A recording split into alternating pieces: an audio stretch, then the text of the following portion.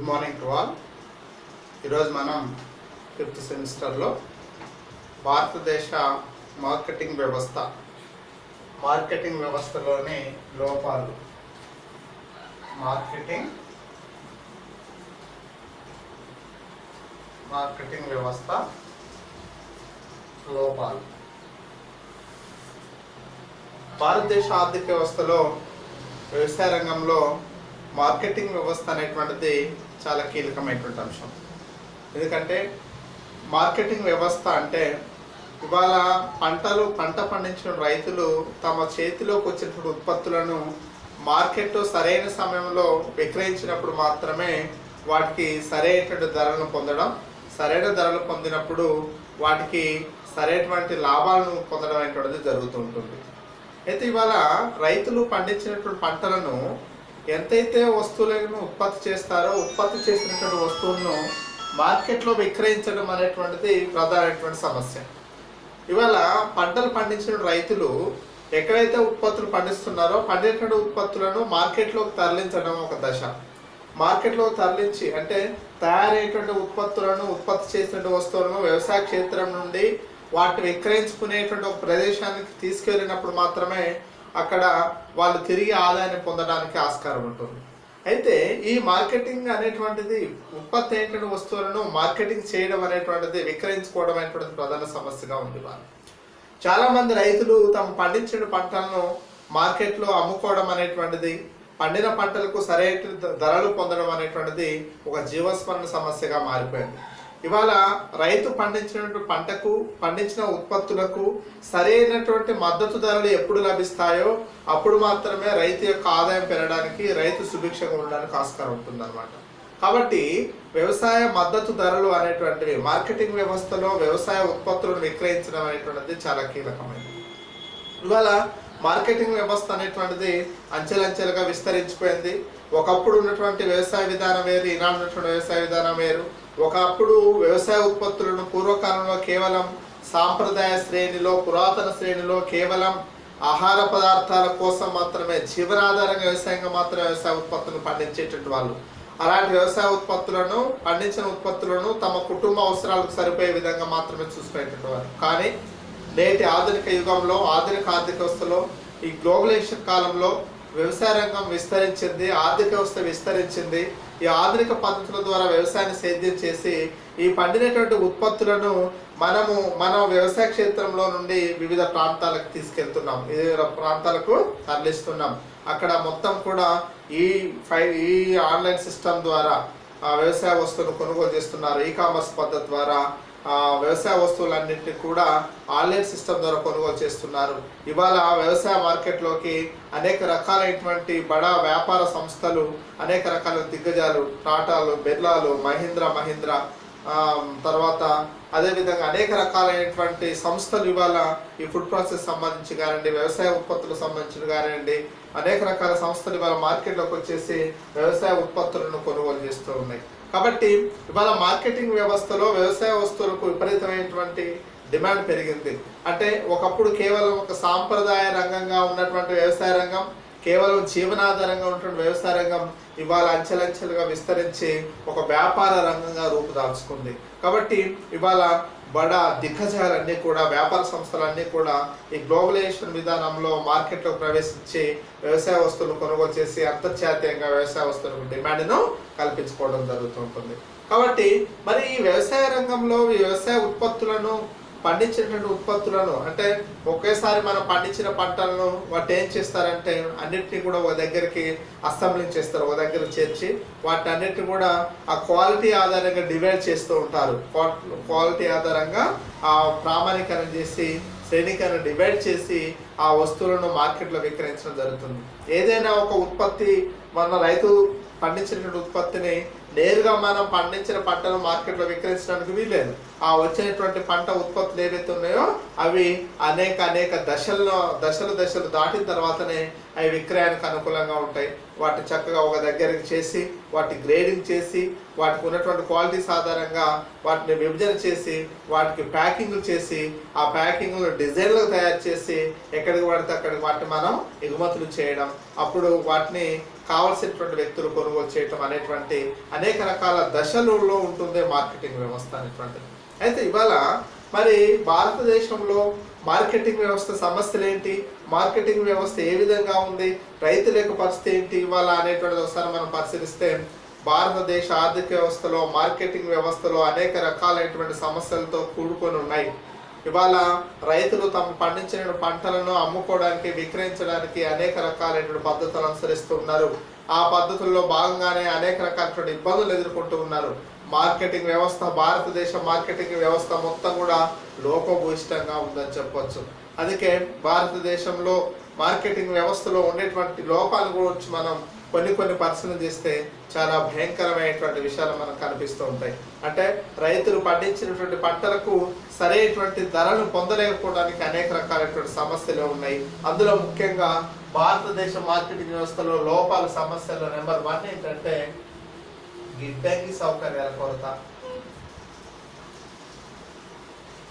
గిడ్డంగి సౌకర్యాల కొరత భారతదేశ మార్కెటింగ్ వ్యవస్థలో ప్రధానమైన సమస్య ఏంటి అంటే సరైనటువంటి గిడ్డంగి సౌకర్యాలు లేకపోవడం.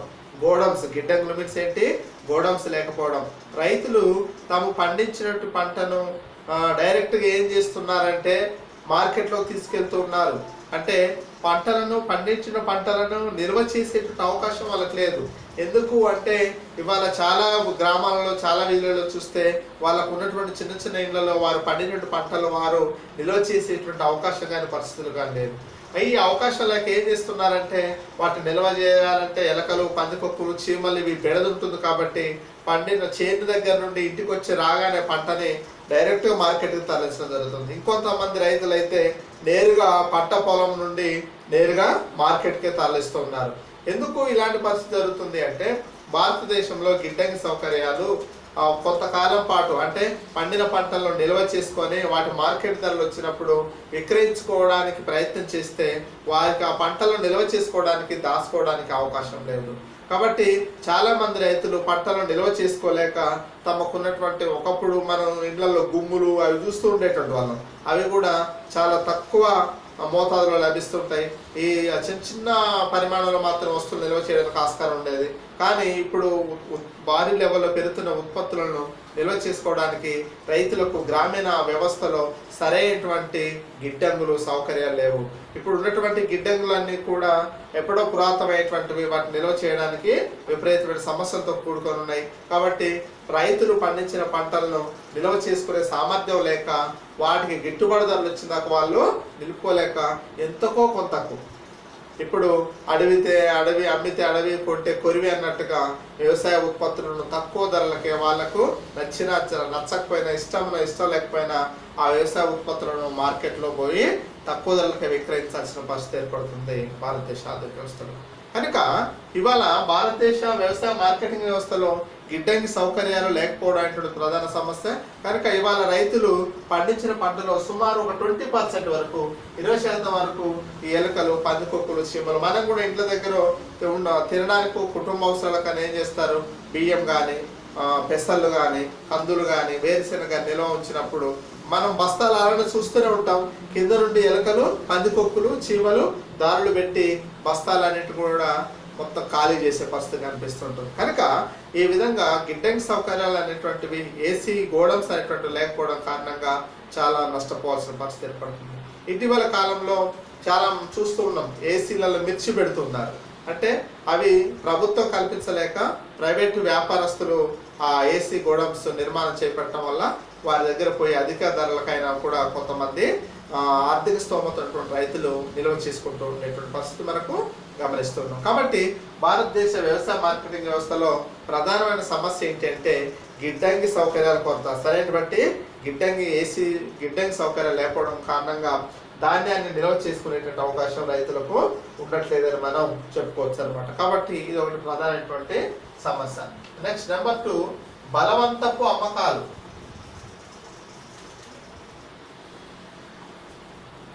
భారతదేశపు మార్కెటింగ్ వ్యవస్థలో మరొక ముఖ్యమైన లక్షణం ఏంటంటే రైతులు తాము పండించిన పంటలను అన్నిటికీ కూడా బలవంతంగా విక్రయించాల్సిన పరిస్థితి పడుతుంది. ఎందుకు బలవంతంగా విక్రయిస్తున్నారు? వాళ్ళ మీద ఎవరి ఒత్తిడి ఉంటుంది, అంత అవసరం వచ్చింది రైతులకు అనేది ఇక్కడ మనం పరిశీలన చూసినట్లయితే రైతులు పండించిన పంటలను వాళ్ళందరూ కూడా గ్రామీణ ప్రాంతాల్లో ఉన్నటువంటి రైతులందరూ కూడా చిన్నకారు రైతులు, అదేవిధంగా వాళ్ళందరూ కూడా రుణగ్రస్తులు, అంటే అప్పుల పాలై అప్పులు తెచ్చుకొని ఉన్నటువంటి వాళ్ళు రుణభారాన పడి ఉన్నారు. కాబట్టి ఈ తీసుకొచ్చినటువంటి అప్పులు ఈ పంటలను నిల్వ చేస్తే కొంతకాలానికి అవి అప్పులు భారం పెరిగిపోతుంది ఒకటి. రెండోది ఏంటంటే ఈ అప్పు ఇచ్చినటువంటి వడ్డీ వ్యాపారస్తులు ఎవరైతే ఉంటారో, భూస్వాములు ఎవరైతే ఉంటారో వాళ్ళు తమ అప్పులను తీర్చమని నిరంతరం రైతుల మీద ఒత్తిడి చేస్తారు. అంటే వాళ్ళు పండినటువంటి ఆ తక్కువ పంట ఏదైతే ఉందో, ఆ ఉత్పత్తి ఏదైతే ఉందో రైతు ధర వచ్చేంత వరకు కూడా కొంతకాలానికి నిల్వ ఉంచుకునేటువంటి ఫెసిలిటీ అవకాశం వాళ్ళకు లేదు.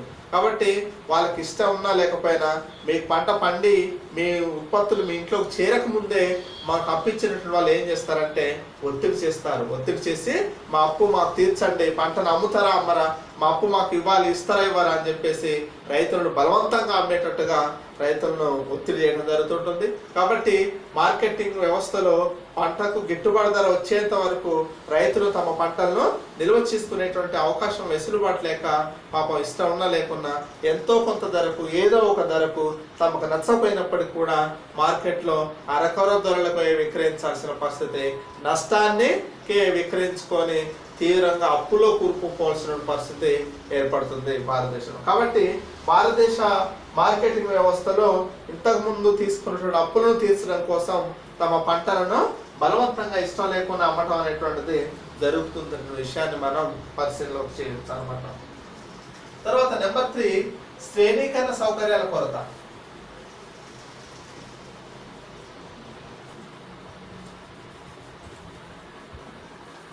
శ్రేణీకరణ సౌకర్యాల కొరత భారతదేశ మార్కెటింగ్ వ్యవస్థలో మరొక ముఖ్యమైనటువంటి కారణం ఏంటంటే సరి అయినటువంటి శ్రేణీకరణ సౌకర్యాలు, అంటే ధాన్యాన్ని గ్రేడింగ్ చేసి మంచిగా ఈ నాణ్యమైనటువంటిది నాణ్యం కానిటువంటి వస్తువులుగా విభజించి శ్రేణీకరణ చేసే పరిస్థితులు లేవు.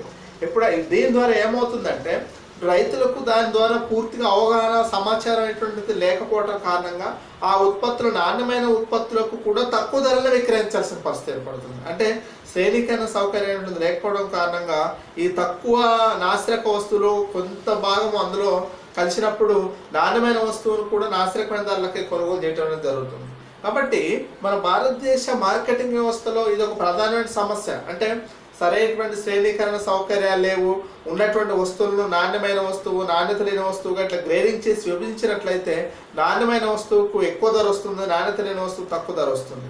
ఇట్లా భారతదేశ మార్కెటింగ్ వ్యవస్థలో రైతులు తమ యొక్క ఉత్పత్తులను గ్రేడింగ్ చేయలేకపోవడం వల్ల, శ్రేణీకరించలేకపోవడం కారణంగా పాపం అధిక నాణ్యమైన వస్తువులను కూడా నాసిరకం ధరలకే తక్కువ ధరలకే విక్రయించుకొని తీవ్రంగా నష్టపోవాల్సినటువంటి సమస్య ఏర్పడుతుంది. కాబట్టి మరి శ్రేణీకరణ సౌకర్యాలు ఎవరు కల్పించాలి? ప్రభుత్వం కల్పించాలి.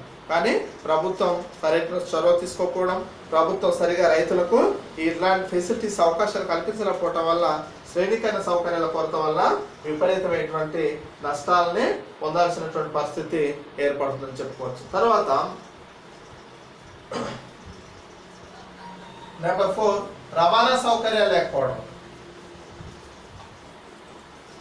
రవాణా సౌకర్యాలు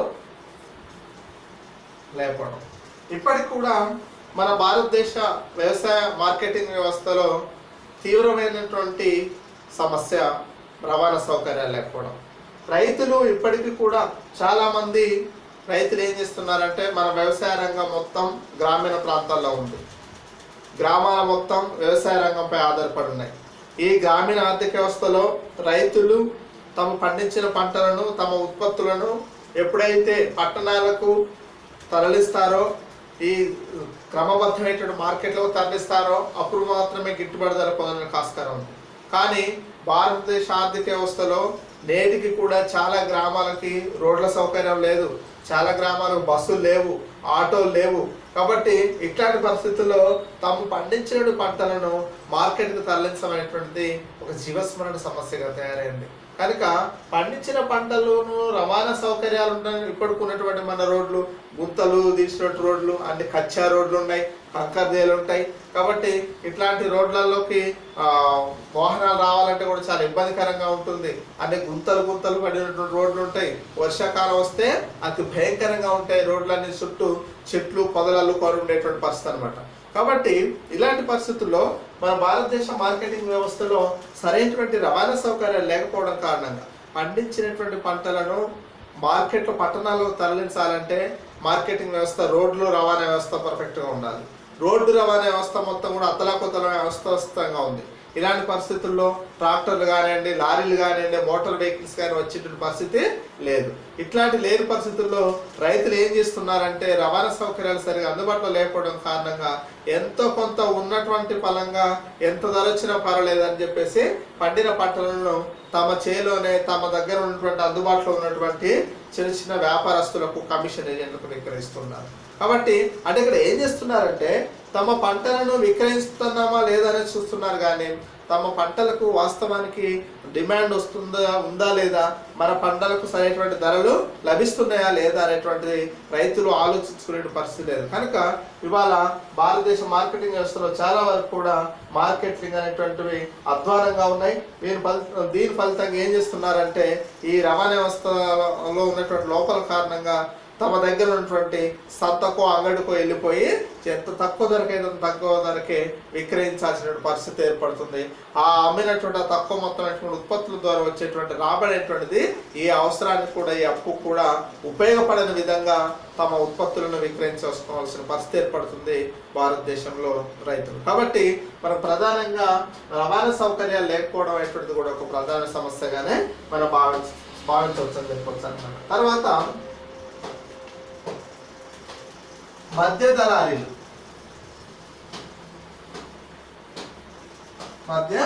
దళారీలు ఎక్కువగా ఉండటం. అయితే భారతదేశ ఆర్థిక వ్యవస్థలో దళారీల వ్యవస్థ ఎక్కువగా ఉంటుంది. ఇక్కడ ఈ దళారీలు ఎక్కువగా ఉండి ఏం చేస్తారంటే, ఇప్పుడు మీరు ఎప్పుడు చూడండి, రైతులు పండించిన పంటలను నేరుగా డైరెక్ట్గా మన రైతు దగ్గరికి వచ్చి అక్కడ కొనుగోలుదారుడు కొనుగోలు చేయడు, వ్యాపారస్తులు వచ్చి ఇక్కడ కొనుగోలు చేయడం. అంటే పంటను కొనేటువంటి వ్యాపారస్తుడు వేరే ఉంటాడు, కొనుగోలుదారు వేరే ఉంటాడు, ఇక్కడ ఉన్నటువంటి అమ్మకందారుడు వేరే ఉంటాడు. అయితే ఈ కొనుగోలుదారుడికి అమ్మకందారుడికి మధ్య దళారీ వ్యవస్థ ఉంటుంది. ఈ దళారీ వ్యవస్థనే కమిషన్ ఏజెంట్లు అంటాం. ఈ కమిషన్ ఏజెంట్లు ఏం చేస్తారంటే ఈ మధ్య దళారీలు ఉండి వీళ్ళు రైతులకు మరియు అక్కడ కొనుగోలుదారులకు మధ్య అనుసంధానంగా ఉంటారు. మధ్య దళారీలు ఏం చేస్తారంటే ఇక్కడ అమ్మకందారునికి కొనుగోలుదారుకి మధ్య వీళ్ళు అడ్డు గోడలాగా ఉండి వీళ్ళు ఇద్దరిని కూడా, కొనుగోలుదారుని ఇటు అమ్మకందారుని ఇద్దరిని కూడా అనుసంధానం చేసేటువంటి ఒక దళారీ వ్యవస్థ, బ్రోకరేజ్ సిస్టమ్ ఉంటుంది మార్కెటింగ్ వ్యవస్థలో. ఇప్పుడు మనం సంతలోకి పోయి పశువులు కొనే దగ్గరైనా, గేదెలు కొనే దగ్గరైనా, అదేవిధంగా మార్కెట్లో ధాన్యం అమ్మే దగ్గరైనా, పంటల దగ్గర ఎక్కడ చూసినప్పటికీ కూడా మనకు ఈ దళారీ వ్యవస్థ, మధ్య దళారీలు అనేటువంటి వాళ్ళు కనిపిస్తుంటారు మార్కెటింగ్ వ్యవస్థలో. అంటే ఈ మధ్యవర్తులు ఏం చేస్తారు, మధ్య దళారీలు ఏం చేస్తారు అంటే మనల్ని డైరెక్ట్గా కొనుగోలు చేసేటువంటి వస్తువులు కొనుగోలు చేసేటువంటి ఉత్పత్తులు కొనుగోలు చేసేటువంటి ఆ కొనుగోలుదారునికి రైతుకి మధ్య ఎట్లాంటి సంబంధాలు లేకుండా చేస్తారు అన్నమాట. అయితే ఇప్పుడు ఆ కొనుగోలుదారుడు కూడా డైరెక్ట్ రైతు దగ్గరికి రాడు, తను కూడా ఏం చేస్తారంటే ఈ కమిషన్ ఏజెంట్ దగ్గరికి, మధ్య దళారీ దగ్గరికి వెళ్తారు. అలాగే రైతులు కూడా ఏం చేస్తారంటే దళారీ వద్దకే వెళ్తారు. మధ్యవర్తి మార్కెట్లోకి పంటలు తీసుకుపోయినప్పుడు మీ పేరెంట్స్ని అడిగి చూడండి ఒకసారి, వాళ్ళు ఏం చేస్తారు, ఆ పంటలను ఎక్కడ తీసుకెళ్తారంటే మా ముందే ఇవాళ రేపు మా పంట వస్తుంది, ఇన్ని బస్తాలు వస్తాయని చెప్పేసి ఆ దళారీకి, మధ్యవర్తికి, ఆ బ్రోకర్కి ఏం చేస్తారంటే ఫోన్ చేస్తారు. రైతులు ఫోన్ చేయగానే ఆ దళారీ ఏం చేస్తారంటే ముందుగానే ఆ కొనుగోలు చేసిన వ్యాపారస్తులకి మా రైతు పంటలు ఇన్ని బస్తాలు వస్తుంది ఈరోజు అని చెప్పేసి అక్కడ బుక్ చేసి పెడతారు అనమాట. బుక్ చేసి పెట్టినప్పుడు అక్కడ ఏమవుతుందంటే మార్కెట్లో ముందుగా ఒక జెండా పాటని, ఆ ధాన్యానికి ఒక పాట ఏర్పాటు చేస్తారు. ఏర్పాటు చేసినప్పుడు ఈ కొనుగోలుదారులు అందరూ కూడా వచ్చేసి అక్కడ జెండా పాటలో పాల్గొని అక్కడ కూడా వాళ్ళందరూ కూడా సిండికేట్ అవుతారు, ఒకటవుతారు అనమాట. సిండికేట్ అయ్యి తాము నిర్ణయించేటువంటి ధరకే వస్తువులను కొనుగోలు చేసే విధంగా ఒక ధరను వాళ్ళందరూ కలిసి ఒక ధరను ఫిక్స్ చేసుకొని మార్కెట్ మొత్తం అన్ని కూడా అదే ధరని పలికే విధంగా చేస్తారనమాట. అయితే ఇక అక్కడ ఏదైతే ఒక ధరని ఫిక్స్ చేసుకుంటారో ఆ ధర వద్దనే కొనుగోలు, ఆ ధరకు మించి వస్తువులు కొనుగోలు చేయడం జరగదు. ఒక హై రేటు, ఒక ఉన్నతమైన రేట్ అనేటువంటిది ఏదో ఒక ఉత్పత్తికి ఏదో ఒక రైతుకు సంబంధించి పెట్టేస్తారు.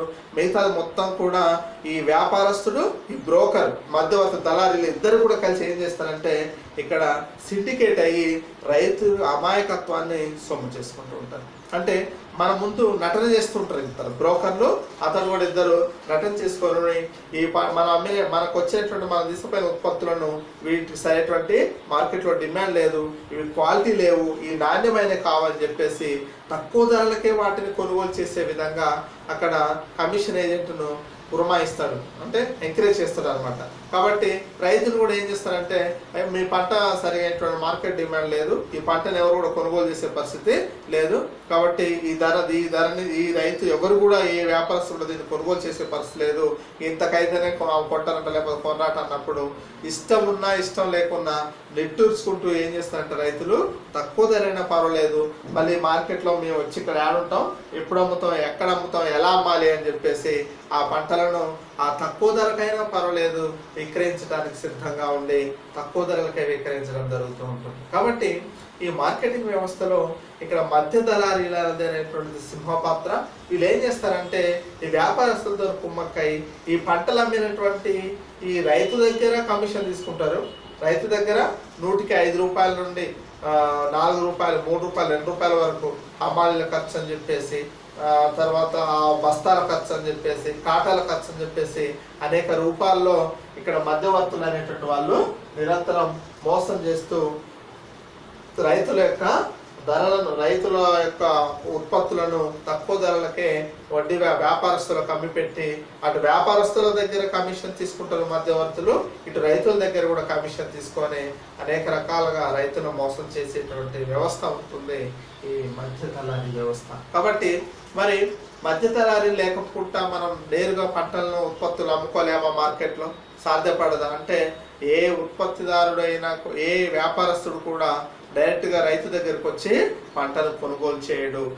అతను ఈ మధ్యవర్తి ద్వారానే దళారీని అడ్డు పెట్టుకొని రైతు దగ్గరకు వచ్చి ఉత్పత్తులను కొనుగోలు చేయడం జరుగుతూ ఉంటుంది. కాబట్టి ఈ సిస్టమ్ అనేటువంటిది మార్కెటింగ్ వ్యవస్థలో అతి భయంకరమైనటువంటిది, అతి లోపభూయిష్టమైనటువంటి వ్యవస్థ ఇది మధ్య దళారీ వ్యవస్థ. ఇటీవల వస్తున్నటువంటి అనేక ప్రభుత్వాలు కూడా అనేక రకాల హామీలు ఇస్తూ ఉన్నారు. ఈ మధ్య దళారీ వ్యవస్థను రూపుమాపుతాం, మధ్య దళారులు ఎక్కడ ఉండడానికి వీళ్ళే అని చెప్పేసి. మీరు ఎక్కడ పోయినా, ఈ వ్యవస్థలో ఎక్కడ పోయినా దళారీ అదే కీలక పాత్ర ఉంటుంది. ఇక వ్యవసాయ రంగంలో రైతులు అమాయకమైనటువంటి రైతులు కాబట్టి రైతులకు సామాజిక పరిజ్ఞానం తక్కువగా ఉంటుంది కాబట్టి ఆ రైతులను నిరంతరం ఆ వ్యాపారస్తులతో కుమ్మక్కయి ఈ కమిషన్ ఏజెంట్లు అనేటువంటి వాళ్ళు, మధ్యవర్తులు, దళారీలు అనేటువంటి వాళ్ళు మోసం గురి చేసి రైతుల వెన్ను విరిచి రైతుల యొక్క సొమ్మును కాజేసిన పరిస్థితి ఉంటుంది మార్కెట్ వ్యవస్థలో. కాబట్టి ఇది చాలా భయంకరమైన పరిస్థితిగా మనం మధ్యవర్తుల వ్యవస్థ అనేటువంటిది అది భయంకరమైన వ్యవస్థగా మనం చెప్పవచ్చు అన్నమాట. తర్వాత మార్కెటింగ్ మోసాలు.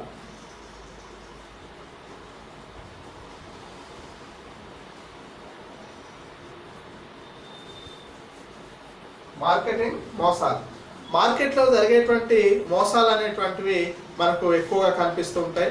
ఈ మార్కెటింగ్ వ్యవస్థలో ముఖ్యంగా రైతులకు సరైనటువంటి అవగాహన లేకపోవడం, రైతులు చదువుకోకపోవడం, ఈ మార్కెటింగ్ వ్యవస్థలో మొత్తం కూడా నిరక్షరాస్యమైనటువంటి రైతులే మార్కెట్లోకి ఎక్కువగా వెళ్తారు. కాబట్టి ఈ రైతులను నిరంతరం దోచుకునేటువంటి వ్యవస్థ ఉంటుంది.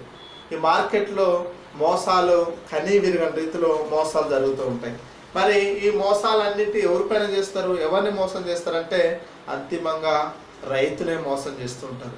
రైతులు తీవ్రమైనటువంటి ఇబ్బందులు పడాల్సిన పరిస్థితి ఏర్పడుతూ ఉంటుంది. మరి ఈ మార్కెటింగ్ వ్యవస్థలో జరిగేటువంటి మోసాలు ఏంటి, ఎలాంటి మోసాలు జరుగుతాయి, ఏం చేస్తారు అంటే ఇక్కడ రైతు ఉత్పత్తులను తీసుకొని మార్కెట్కి వెళ్ళిన దగ్గర నుండి, రైతులు తమ ఉత్పత్తులను తీసుకొని మార్కెట్కు వెళ్ళిన దగ్గర నుండి ఆ ఉత్పత్తులను విక్రయించే వరకు, ఆ ఉత్పత్తులను విక్రయించి తన పైసలు తీసుకునేంత వరకు అన్నీ కూడా మోసాలే జరుగుతూ ఉంటాయి. ఇక్కడ మార్కెట్కి వెళ్ళిన తర్వాత అక్కడ మన బస్తాలను ఎంట్రీ చేసిన తర్వాత, మార్కెట్లోకి ఎంట్రీ చేసిన తర్వాత ఆ బస్తాలను దింపేటప్పుడు హమాలీలు ఉంటారు. హమాలీలు ఈ మార్కెట్లో వాళ్ళది కీలకమైన పాత్ర. కాబట్టి మన బస్తాలు మనమే దింపుకోవడం కానీ మనం వేసుకోవడం కానీ అవకాశం మనకు ఉండదు. కేవలం హమాలీ వ్యవస్థ ద్వారానే ఆ హమాలీలు చెప్పినట్టుగానే ఇక్కడ వస్తువులు మనము వాళ్ళు దిగుమతి చేస్తారు. దిగుమతి చేసినటువంటి హమాలీల ఖర్చు కూడా మన పైన వేస్తారు. అంతేకాకుండా అక్కడ తీసుకుపోయిన తర్వాత ఆ బస్తాలన్నింటినీ కూడా ఒక ఒక ఒక ప్రాంతంలో వాటిని కూడా నిల్వ చేసిన తర్వాత అక్కడికి వచ్చిన తర్వాత ఆ వస్తువులను కొనుగోలు చేసేటప్పుడు మన పంటల ఉత్పత్తి చూడడానికి ఏం చేస్తారంటే మనం తీసుకెళ్ళిన బ్యాగులు బస్తాలు ఏవైతే ఉన్నాయో ఆ బస్తాలు ఇట్లా కోస్తారనమాట. బస్తాలు కోసి అందులో ఉన్న పంటలు మొత్తం బయటకు తీసి ఇది దానికి ఒక ధర నిర్ణయించడం జరుగుతుంది. ధర నిర్ణయించిన తర్వాత ఏం చేస్తారంటే చాలా విచిత్రమైనటువంటి ప్రవర్తన ఉంటుంది ఇక్కడ. ఫస్ట్ వాడు ఆ ఉత్పత్తులను ఆ బస్తాలు ఎన్ని బస్తాలో రాసుకుంటాడు. ఆ పంటను చూసి దానికి ఇక్కడ వాళ్ళ కమిషన్ ఏజెంట్ వ్యాపారస్తులు మళ్ళీ ఇద్దరు మధ్య చర్చలు నడుస్తాయి. చర్చలు నడిచి ఒక అంగీకారానికి వస్తారు, ఒక ధరకు వస్తారు. ఉదాహరణకు పత్తి అనుకోండి, పత్తి క్వింటాలకు 4,500 రూపాయలు అని చెప్తారు. చూసిన తర్వాత ఈ 4,500 రూపాయలకు రైతు వ్యాపారస్తుడు ఇద్దరి మధ్యలో ఒప్పందం జరిగి ఓకే అనుకున్న తర్వాత 4,500కు విక్రయిద్దామని రైతు అంగీకరించిన తర్వాత కూడా ఏం చేస్తారంటే ఇక్కడ మళ్ళీ కొంతసేపటి తర్వాత మళ్ళీ వచ్చిన తర్వాత ఏం చేస్తారంటే కాటాలు అనేస్తారు. కాటాలు వేసేటప్పుడు ప్రతి బస్తా కూడా కోసేస్తాడు. మొత్తం కోసి చూసి నువ్వు మొదట చూపెట్టిన బస్తాకు ఈ బస్తాకు తేడా ఉందని చెప్పేసి అక్కడ ఏం చేస్తారంటే మళ్ళీ మోసం చేస్తూ ఉంటారు. మోసం చేసి ఈ 4,500 పడదు నా పొద్దుది అని చెప్పేసి అప్పుడు 4,000 రూపాయలకే కొనుగోలు చేస్తా, ఇష్టమైతే ఇవ్వండి లేకపోతే అని చెప్పేసి అక్కడ రైతులు మోసం చేసే అవకాశం ఉంటుంది. అప్పుడు ఏం చేస్తారు, ఫస్ట్ ఏమో మార్నింగ్ అందరితో పాటు 4,500 కొని మళ్ళీ ఒక 2 గంటల తర్వాత వచ్చి మళ్ళీ బస్తాలు కోసి నువ్వు నాకు చూపించిన బ్యాగ్ వేరు ఈ బస్తాలు వేరున్నాయి, ఇక నాకు వద్దు అసలే వద్దు అంటే రేటు తగ్గటానికి అదొక డ్రామా ప్లే చేస్తారు అక్కడ వ్యాపారస్తులు. కాబట్టి అట్లా కూడా మోసపోవాల్సిన పరిస్థితులు పడుతుంది రైతు. అలాగే మళ్ళీ ఏం చేస్తారంటే ఈ అక్కడ చేసినటువంటి బస్తాలు పోసిన కుట్టే దగ్గర అందులోకి వెళ్ళి తీసి ధాన్యాన్ని కానివ్వండి పత్తి కానీ ఏమైనా ఉంటే వీళ్ళు అక్కడ ఉన్నటువంటి హమాలీలు తమ యొక్క బస్తాలలో నింపుకోవడం జరుగుతుంటుంది. అదేవిధంగా వాటిని గ్రేడింగ్ చేసే క్రమంలో శ్రేణీకరణ చేసే క్రమంలో ఏం చేస్తారంటే కొన్ని వస్తువులు చెరిగినట్టు చేసి వాటిని నాణ్యత ఆధారంగా విడగొట్టినట్టు చేసి కొంత తీసుకుపోయి తమ యొక్క బస్తాలలో నిల్వ చేసుకోవడం జరుగుతుంటుంది.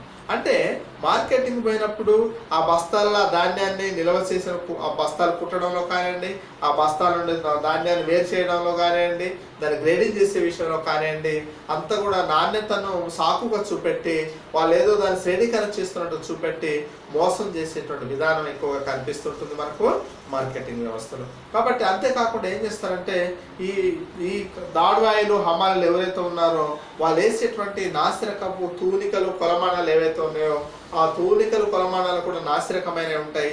నాసిరకమైనవి ఉండి ఈ రైతులకు సరిగా దానిపైన అవగాహన ఉండదు కాబట్టి అజ్ఞానులు అయినటువంటి రైతులు ఉంటారు కాబట్టి వాళ్ళు తమకు నచ్చినటువంటి నచ్చినటువంటి కాటాలు వేసేసి అక్కడ రైతులని అక్కడ ఒక బస్తాకు 2-3 కేజీలు కూడా మోసం చేయడం జరుగుతుంది.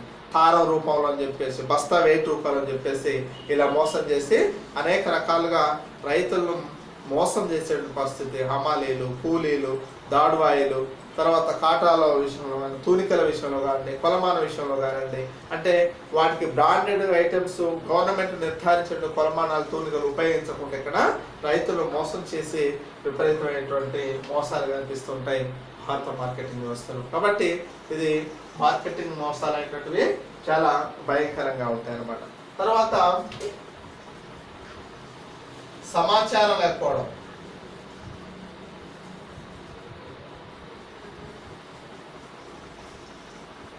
భారతదేశ మార్కెటింగ్ వ్యవస్థలో మరొక ముఖ్యమైనటువంటి లోపం ఏంటంటే రైతులకు సరైనటువంటి సమాచారం లేకపోవడం. అసలు మార్కెటింగ్ వ్యవస్థ మార్కెటింగ్ ఎప్పుడు ఉంటుంది ఎప్పుడు ఉండదు, మార్కెట్లో అసలు ఏ వస్తువులు కొనుగోలు చేస్తున్నారు, ఆ వస్తువులకు ఏ ధరలు ఉన్నాయి,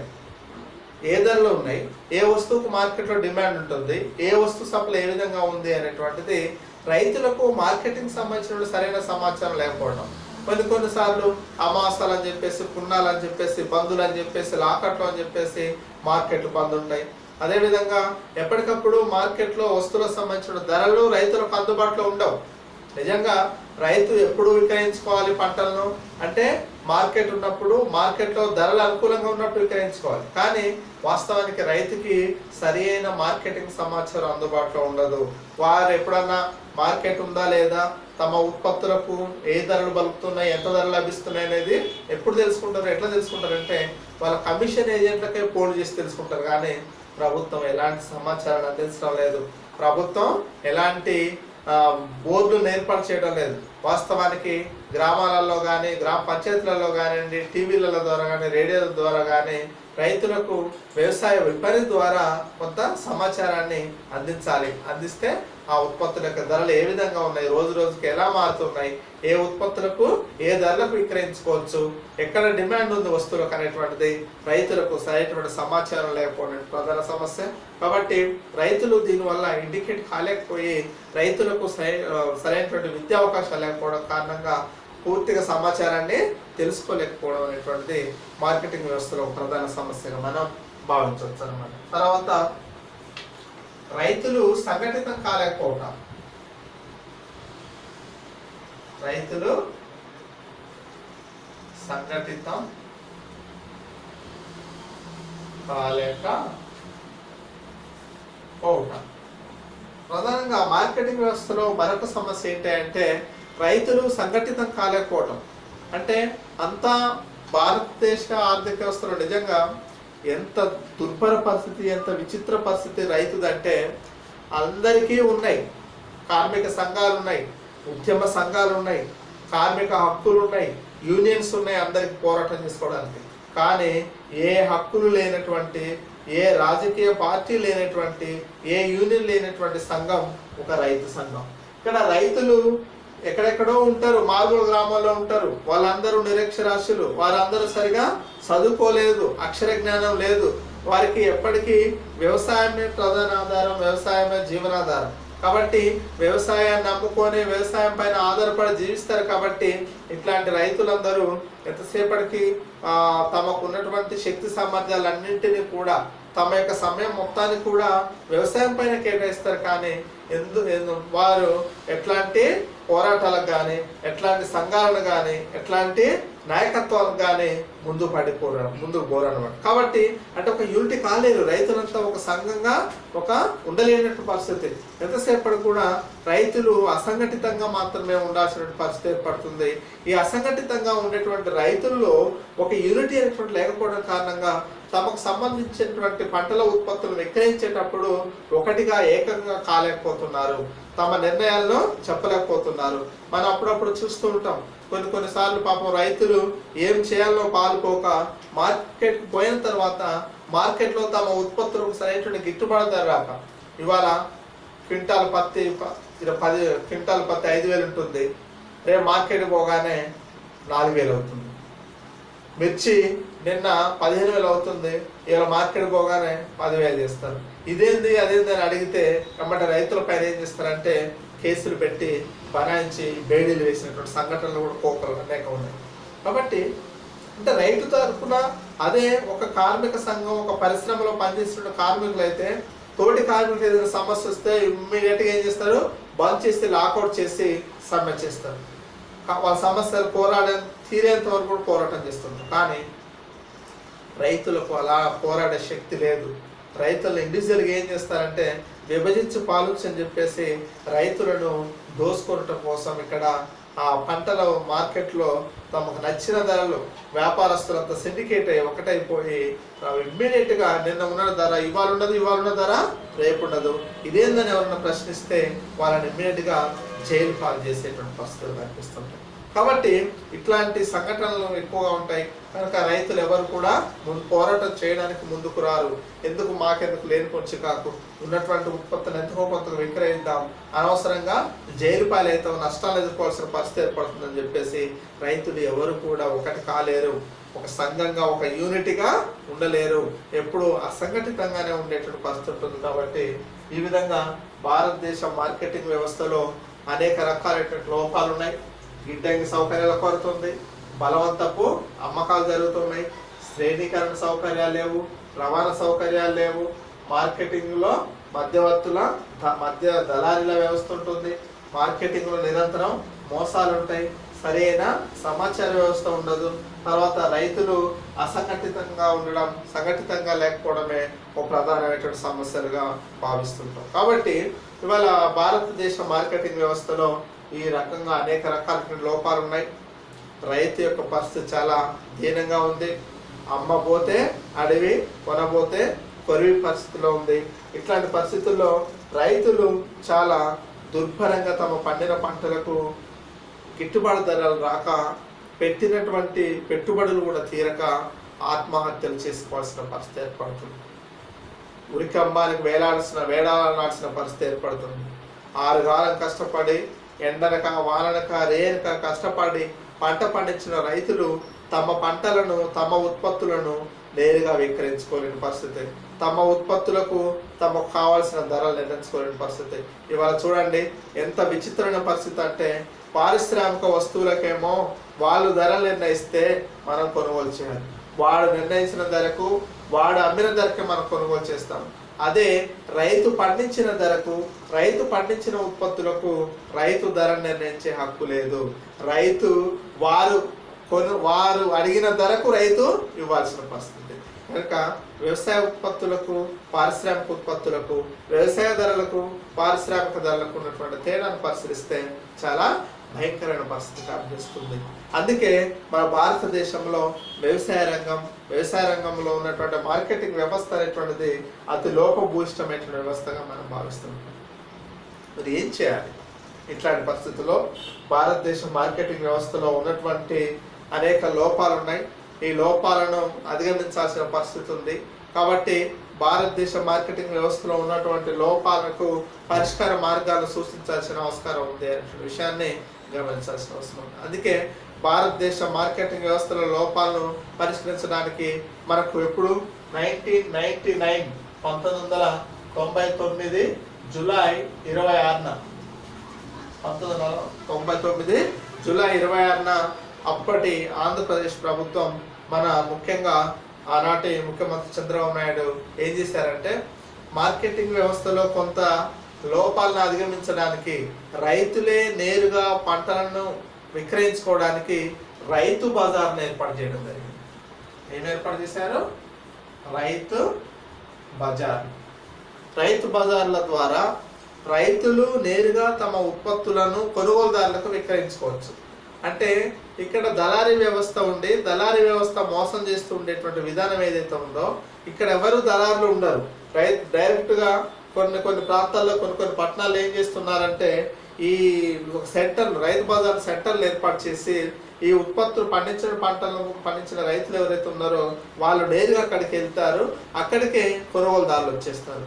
అక్కడ రైతులు తమ పండించినటువంటి ధాన్యాలు కావచ్చు, పప్పులు కావచ్చు, ఆకుకూరలు కావచ్చు, కూరగాయలు, పండ్లు, పాలు, ఏమైనా కూడా, కోడిగుడ్లు, ఇవన్నీ కూడా ఒక నిర్దిష్ట ప్రాంతం ఉంటుంది. ఆ ప్రాంతంలోకి రైతులంతా వెళ్ళి, అంటే సంతలు, అంగళ్ళ టైపే, ఆ సంతలు, అంగళ్ళు అనేటువంటివి అవి వారానికి ఒకసారి అలా ఉంటాయి. ఇది రైతు బజార్లు అనేటువంటివేమో డైలీ రోజు 24 గంటలు పనిచేస్తుంటాయి. అక్కడ రైతులే నేరుగా తాజా కూరగాయలు, తాజా పండ్లు, ఇలాంటి వస్తువులు తీసుకొస్తారు. నేరుగా అక్కడికి వచ్చి వినియోగదారులతోనే ఖర్చాలను చేసి వారిద్దరి మధ్య ఒక ఒప్పందంతో అమ్మకాలు కొనుగోలు. అంటే ఇక్కడ ఏం చేస్తుందంటే, ప్రభుత్వమే ఆ రోజు ఉన్నటువంటి వస్తువుల యొక్క ఉత్పత్తులను బట్టి, వాటికి ఉన్న డిమాండ్ని బట్టి ఏం చేస్తుందంటే మార్కెట్ ధరలు నిర్ణయిస్తుంది. ఒక బోర్డును ఏర్పాటు చేసి ఆ బోర్డులో టమాటా ఇంత, వంకాయ ఇంత, బెండకాయ ఇంత అని కూరగాయల యొక్క ధరలను, పండ్ల యొక్క ధరలను, కోడిగుడ్ల యొక్క ధరలు నిర్ణయిస్తుంది. ఆ ధరలకు విక్రయించాల్సిన పరిస్థితి ఉంటుంది. రైతు ఎవరు కూడా తమకు నచ్చిన ధరలకు విక్రయించడానికి వీల్లేదు. ఎవరు కూడా ఇక్కడ 10 రూపాయల కిలో టమాటా ఉంటే 15 రూపాయలకు విక్రయించడానికి వీల్లేదు. ఖచ్చితంగా బోర్డులో ఎంతైతే ధర గవర్నమెంట్, అంటే వీరికి ఏ ధర అయితే ఈ ఉత్పత్తులు గిట్టుబాటు అవుతుందో ఆ ధరను అటు వినియోగదారుడు కూడా నష్టం లేకుండా, అమ్మకందారుడు కూడా నష్టం లేకుండా ఇద్దరికి అనుకూలమైనటువంటి ఒక ధరను నిర్ణయించి, ఇక్కడ ఇద్దరికి అనుకూలమైన ధర నిర్ణయించి ఈ మార్కెటింగ్ వ్యవస్థలో రైతు బజార్లు అనేటువంటి చాలా పటిష్టంగా పనిచేస్తున్నాయి. ఇక్కడ అమ్మకందారుడికి, కొనుగోలుదారుడికి ఇద్దరికి కూడా లాభదాయకంగా ఉండేటువంటి ఈ విధానంలో అమ్మకాలు కొనుగోలు జరుగుతున్నాయి అనమాట. కాబట్టి ఇది ఒకటి మార్కెటింగ్ వ్యవస్థను పటిష్టపరచడానికి చూస్తున్నారు. అట్లనే ఈ వ్యవసాయ వస్తువులు అన్నింటినీ కూడా మొత్తం ఒక 162 రకాల వ్యవసాయ వస్తువులను శ్రేణీకరణ చేసి 160 రకాల వ్యవసాయ వస్తువులను శ్రేణీకరణ చేసి వీటికి ఏం చేస్తారంటే అగ్మార్ గుర్తిస్తారు. వ్యవసాయ నాణ్యమైనటువంటి వ్యవసాయ వస్తువులకు అగ్మార్కు గుర్తిస్తారు. ఈ అగ్మార్కు ఉన్నటువంటి వ్యవసాయ వస్తువులు ఏవైతే ఉన్నాయో శ్రేణీకరణ చేయబడినటువంటి నాణ్యమైన గ్రేడింగ్ చేసినటువంటి వ్యవసాయ వస్తువుల్లో ఈ అగ్మార్కు గుర్తు కలిగినటువంటి వ్యవసాయ వస్తువులు, అదే పారిశ్రామిక వస్తువులకేమో ISI ఇస్తారు, ఈ వ్యవసాయ వస్తువులకేమో అగ్మార్క్ ఇస్తారు అనమాట. అగ్రికల్చర్ సంబంధించినటువంటి గూడ్స్ ఏవైతే ఉన్నాయో ఈ అగ్మార్క్ అనేటువంటిది వ్యవసాయ వస్తువుల యొక్క నాణ్యతను తెలియజేసేటువంటి గుర్తు అగ్మార్క్. ఈ అగ్మార్క్ గుర్తించేటువంటి వస్తువులకు అధిక ధరలకు నాణ్యమైనటువంటి వస్తువులు కాబట్టి నాణ్యమైనటువంటి ధరలకు విక్రయించే విధంగా ప్రభుత్వం ఈ మార్కెట్లు క్రమబద్ధీకరించి ఈ రెగ్యులేటెడ్ మార్కెట్లను ఏర్పాటు చేసి ఇక్కడ నాణ్యమైనటువంటి వస్తువులను నాణ్యమైన ధరలకు విక్రయించే విధంగా ఈ అగ్మార్క్ గుర్తును దాన్ని ఏర్పాటు చేయడం జరిగింది. కాబట్టి వీటితో పాటు వ్యవసాయ రంగంలో ఇవాళ అనేక రకాలైనటువంటి ఉత్పత్తులను ఈ రెగ్యులేటెడ్ మార్కెట్ల ద్వారా విక్రయిస్తూ 80% వరకు రైతులు తమ యొక్క ఉత్పత్తులను నేరుగా మార్కెట్లోనే విక్రయించుకునే విధంగా అనేక రకాలైనటువంటి కార్యకలాపాలు చేపడుతుందని చెప్పవచ్చు. అందులో భాగంగానే ఇవాళ ఈ మార్కెటింగ్ వ్యవస్థలో లోపాలను సవరించడం కోసం గిడ్డంగి సౌకర్యాలు లేవని చెప్పుకున్నాం. అందుకు ప్రతి గ్రామంలో ప్రతి మండలంలో జిల్లా హెడ్ క్వార్టర్లో కూడా ఈ గిడ్డంగి సౌకర్యాలను నిర్మించి ఏసీ గోడౌన్స్ ద్వారా రైతుల భాగస్వామ్యంతో అవసరమైనట్టే ప్రభుత్వం రైతులను చేతన అందిస్తూ రైతుల భాగస్వామ్యంతో కూడా గిడ్డంగి సౌకర్యాలను నిర్మించుకోవడం, అదేవిధంగా సరైన రవాణా సౌకర్యాలు లేవు కాబట్టి రోడ్లను లింక్ రోడ్లను చిన్న రోడ్లను అన్నింటిని కూడా ఈ జిల్లా గ్రామీణ రోడ్లను అనుసంధానం చేసి రవాణా వ్యవస్థను పటిష్టపరచడం, అదేవిధంగా రైతులకు కావాల్సినటువంటి రుణ సౌకర్యాలను వివిధ రకాలైనటువంటి బ్యాంకులు పరపతి సంస్థల ద్వారా అందించడం. అలాగే ఇవాళ మార్కెటింగ్లో నిరంతరం జరిగేటువంటి అనేక రకాల మోసాలు ఉన్నాయి. ఆ రవాణా ఈ మార్కెట్లో ఉండేటువంటి రైతులు చేసేటువంటి మధ్యవర్తులు చేసేటువంటి మోసాలు మార్కెట్ మోసాలు ఏవైతే ఉన్నాయో అక్కడ ప్రధానంగా తూనికలు కొలమానాలు అనేటువంటివి చాలా భయంకరమైనటువంటివి. కాబట్టి ఈ తూనికలు కొలమానాలు వీటన్నిటిని కూడా రెగ్యులేట్ చేసి ఈ మార్కెట్ల ద్వారా ఎలక్ట్రానిక్ సంబంధించినటువంటి డిజిటల్ సిస్టంలో ఉన్నటువంటి తూనికలు కొలమానాలు ఉపయోగించినట్లయితే అక్కడ మోసం చేయడానికి వీల్లేదు. వాళ్ళు ఎందుకంటే వాళ్ళు పురాతన పద్ధతుల ద్వారా ఈ రాళ్ళు బాట్లను పెట్టేసి వాటిలో మోసం చేస్తున్నారు. కాబట్టి ఈ ఎలక్ట్రానిక్ సిస్టమ్ ద్వారా తూనికలు కొలమానాలు ఉపయోగించినట్లయితే దీని ద్వారా రైతులకు విపరీతమైనటువంటి ప్రయాణించేటువంటి అవకాశం ఉంది. కాబట్టి అదేవిధంగా గ్రామీణ ప్రాంతాల్లో విజ్ఞాన కేంద్రాలను ఏర్పాటు చేసి ఆ గ్రామ పంచాయతీ ఆఫీసర్లో ఎప్పటికప్పుడు ఆ ఉత్పత్తులకు సంబంధించినటువంటి ధరలను వ్యవసాయ ఉత్పత్తుల ధరల పట్టికలను ఏర్పాటు చేయాలి. అదేవిధంగా అన్ని రాష్ట్రాల్లో కూడా రైతు బజార్ సిస్టాన్ని ఏర్పాటు చేసి రైతులు నేరుగా ఉత్పత్తులు అమ్ముకునే విధంగా రైతు బజార్ సిస్టమ్ కూడా అందుబాటులో ఉండాలి. తర్వాత ఈ విధంగా రైతులకు అవసరమైన సమయానికి పరపతి అందించే విధంగా కిసాన్ క్రెడిట్ కార్డ్ సిస్టాన్ని కూడా కిసాన్ KCC కార్డు ఇప్పుడు ఇటీవల మనం చూస్తే మన కేంద్ర ప్రభుత్వం కూడా 2018 బడ్జెట్లో కూడా ఈ కిసాన్ క్రెడిట్ కార్డుల పథకాన్ని మొన్న ప్రవేశపెట్టింది. దీని ప్రకారం ఒక రైతుకు 5 ఎకరాల లోపు ఉన్నటువంటి రైతులకు 3 లక్షల వరకు రుణ సదుపాయాన్ని కల్పించేటువంటి ఈ కిసాన్ క్రెడిట్ కార్డుల పథకాన్ని కూడా కేంద్ర ప్రభుత్వం ప్రవేశపెట్టింది. అదేవిధంగా మన తెలంగాణ ప్రభుత్వం కూడా రైతులకు రైతు బంధు ద్వారా ఎకరాకు 5,000 రూపాయలు అంటే ఎకరాకు 10,000 2 టర్మ్లో 5,000 రూపాయలు మంజూరు చేస్తూ ఉంటుంది. ఈ విధంగా మార్కెటింగ్ వ్యవస్థలో ఉన్నటువంటి అనేక లోపాలను సవరించడానికి విదేశీయంగా కానివ్వండి దేశీయంగా కానివ్వండి పెట్టుబడులను ఆకర్షించే మార్కెటింగ్ వ్యవస్థను పటిష్టపరచవలసినటువంటి అవసరం ఎంతైనా ఉంది. ఇవాళ ఈ మధ్యవర్తుల జోక్యాన్ని నిర్మూలించి డైరెక్ట్ ప్రభుత్వమే కొనుగోలు చేయాలి. అప్పుడప్పుడు ప్రభుత్వాలు వాగ్దానాలు చేస్తూ ఉన్నాయి, ప్రభుత్వమే కొనుగోలు చేస్తుంది, పంట రైతు దగ్గరకే మార్కెట్ వస్తుందని చెప్పేసి అట్లాంటి మార్కెటింగ్ వ్యవస్థను పటిష్టపరిచి భారతదేశ మార్కెటింగ్ వ్యవస్థలో ఉన్నటువంటి అనేక లోపాలను సవరించవలసిన అవకాశం ఎంతైనా ఉందనేసి మనం చెప్పుకోవచ్చు అనమాట. కాబట్టి ఈ విధంగా భారతదేశ మార్కెటింగ్ వ్యవస్థలో లోపాలు